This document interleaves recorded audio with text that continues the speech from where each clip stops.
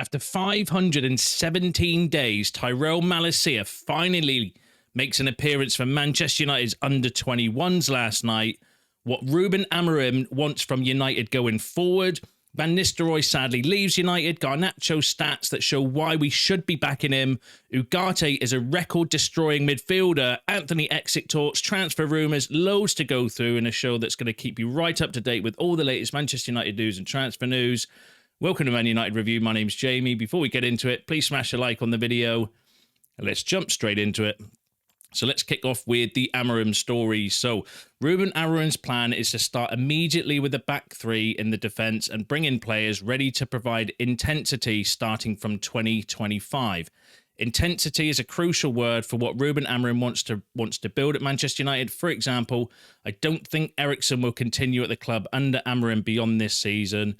That came from Fabrizio Romano, kind of confirming that United or Amorim is planning to play his system straight away, which I think is good. We've done this in the past where we've recruited a manager to play a certain style and then they've come in, completely changed it, and then you end up with a bit of a mismatch, and then you're kind of going from game to game, you know, just basically picking different tactics to suit that particular game. And that's not what Ineos want. Ineos want a sustainable style of play and a system so that they can work off of and recruit off of, and everything kind of builds from there. So I think it's good that Amorim's come in and hopefully, according to Romano, going to stick with his guns, stick with his formation. I think that's the right thing to do because, you know, that's how you can kind of get your recruitment right, because if you're constantly changing your tactics and your style of play, this was one of my criticisms about Ten Hag, was how do you know which player, whether it's the player's fault, how do you know it's the manager, how do you know if it's the system, how do you know what players to recruit, because the style of play is consistently changing. And I think it's good that Ruben Amorim's going to come in and, you know, do what he wants to do immediately, and then that way if the players are not good enough, you can replace them, and that's the only way to kind of do it, in my opinion. Jurgen Klopp did that at Liverpool.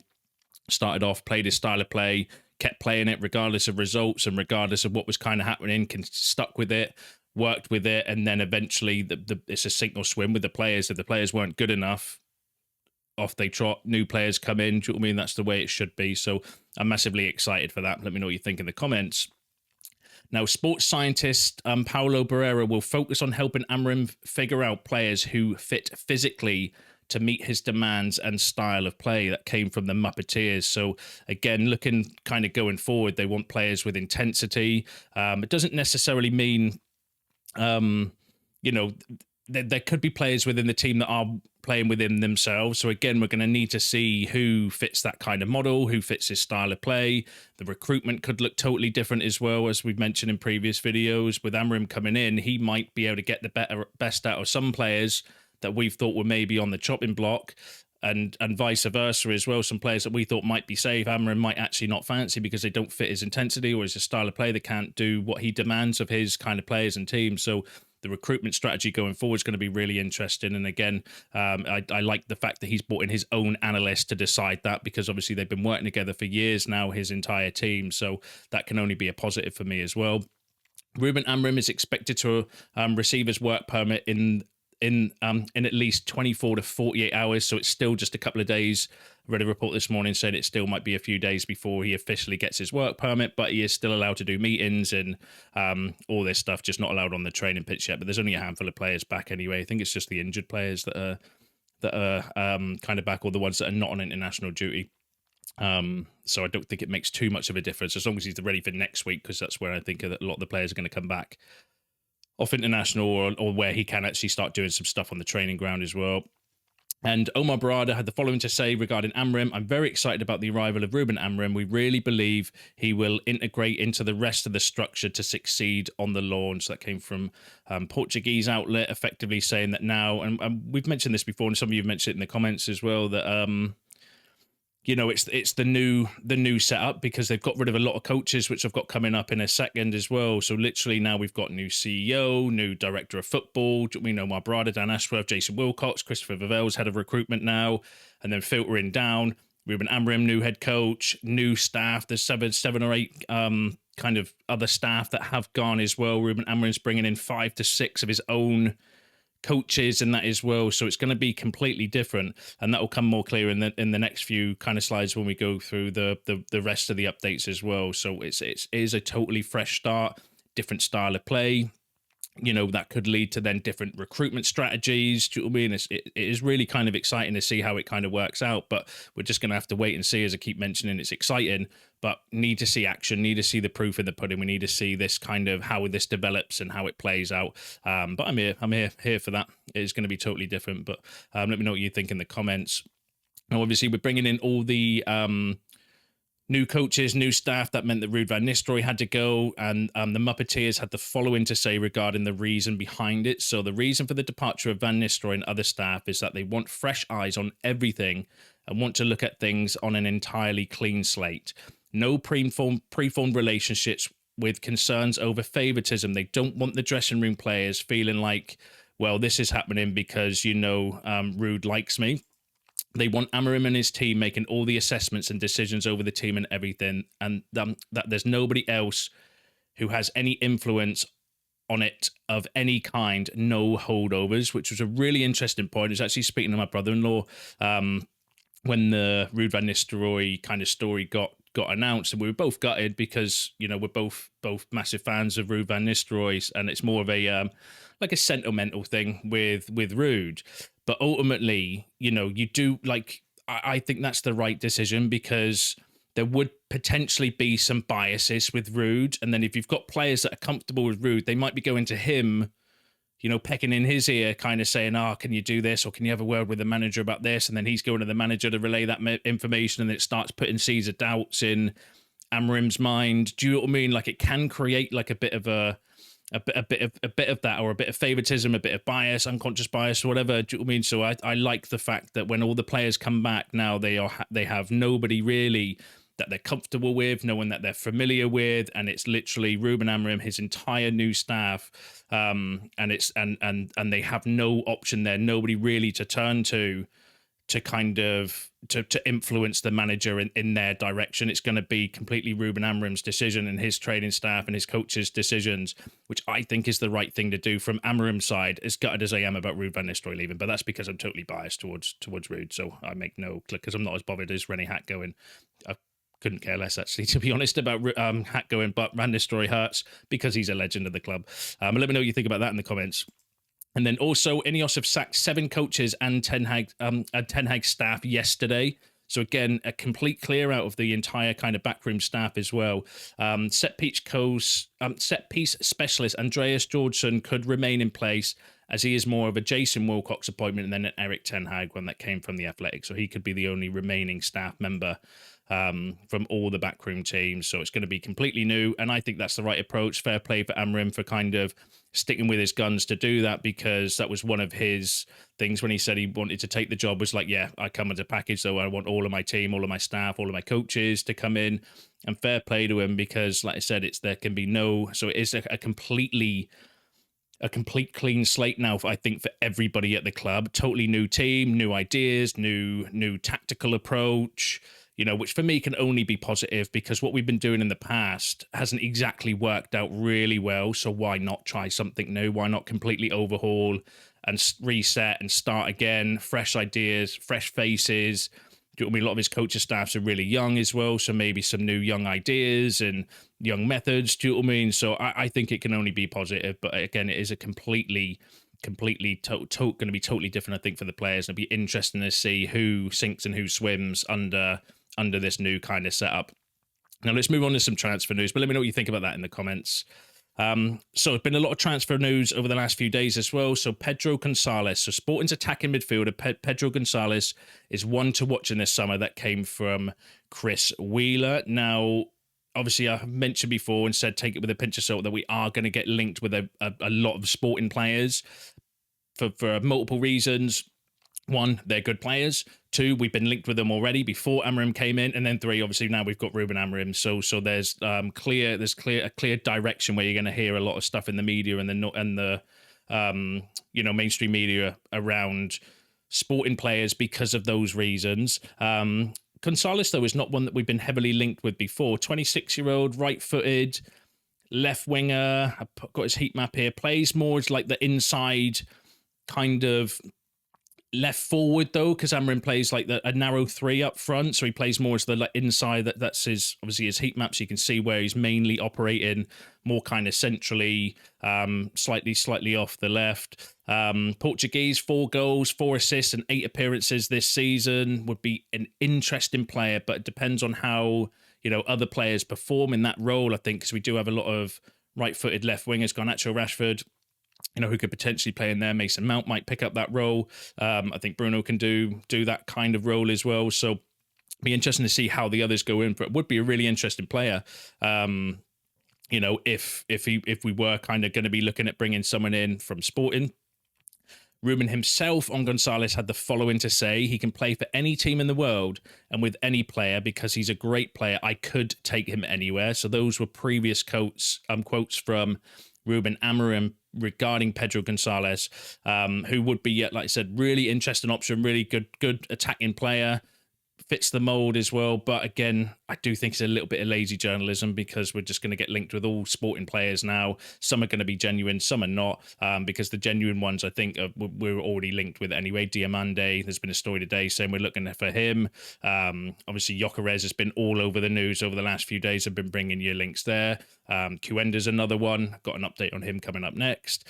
And Inacio, again, another one. But the kind of main thing to take away, or the thing to keep an eye on with this, is we're not signing any of them in January. Ruben Amorim himself has already said we're not signing. He's not going to bring in any Sporting players in January. So these are more summer deals. And I think by the summer, we'll know a little bit more around what type of, what sort of position we need to strengthen in, and maybe a few more kind of links with players. So at the moment, I would say take it with a pinch of salt, but would be a really interesting profile of player. If we were looking for somebody maybe a lot like more attacking, definitely want to keep an eye on. And then I mentioned there another player we're heavily linked with, Cuenda. Bought your story the other day regarding more links to him. So another player of interest at Sporting is Giovanni Cuenda, that came from Chris Wheeler. Talk Sport have also said Manchester United have made inquiry for Sporting winger Giovanni Cuenda. He is also wanted by Man City, Liverpool, and Arsenal. That came from Talk Sport. Both not the Talk Sport, definitely not a credible source.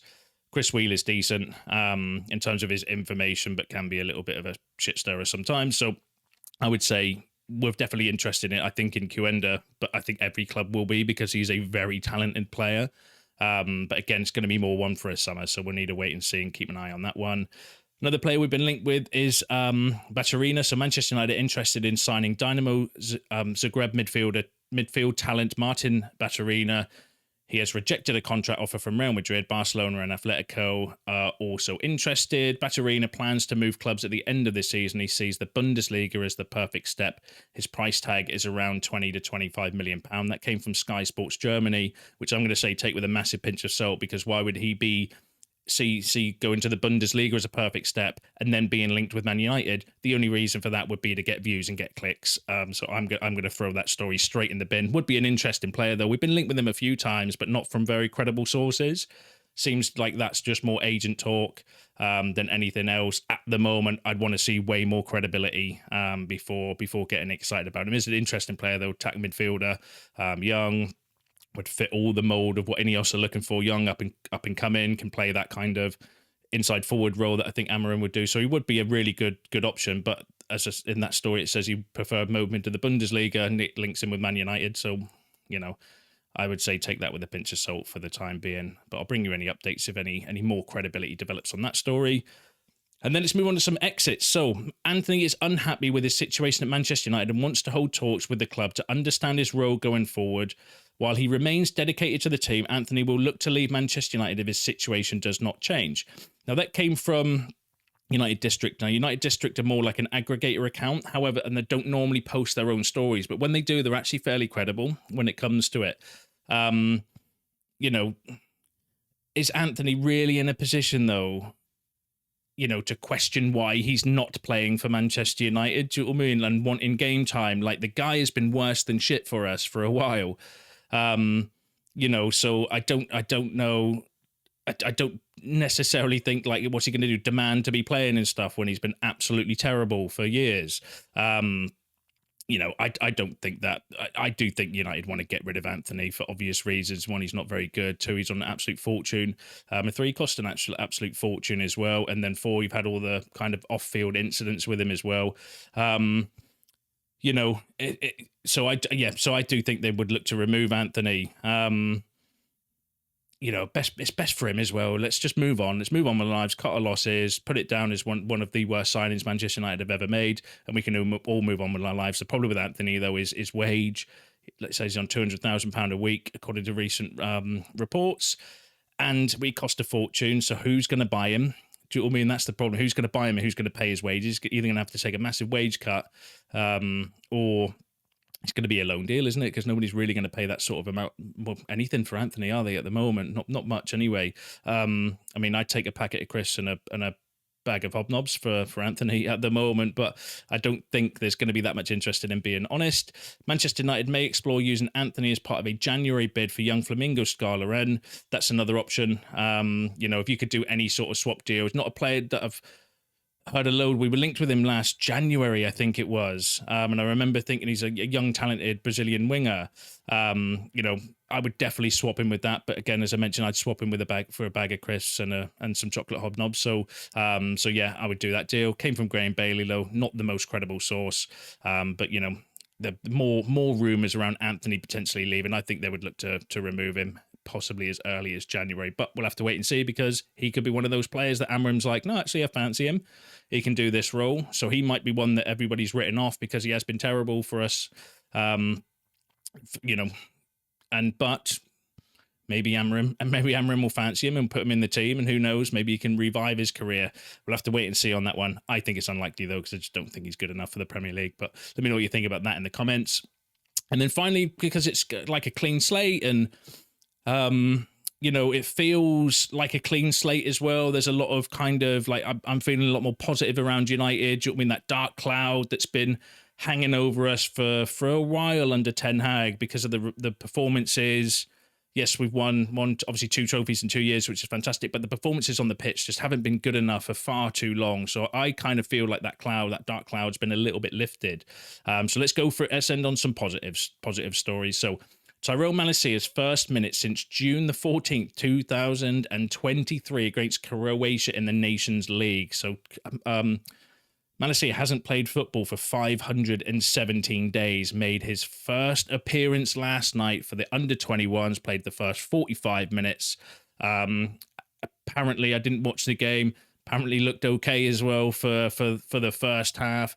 Massive boost, massive positivity. I was really worried that he would never play football again. So just the fact that he's come back, obviously played those minutes, really good. We'll have to see how he recovers from that as well. He might still have more games in the 21s because obviously he's been out for so long.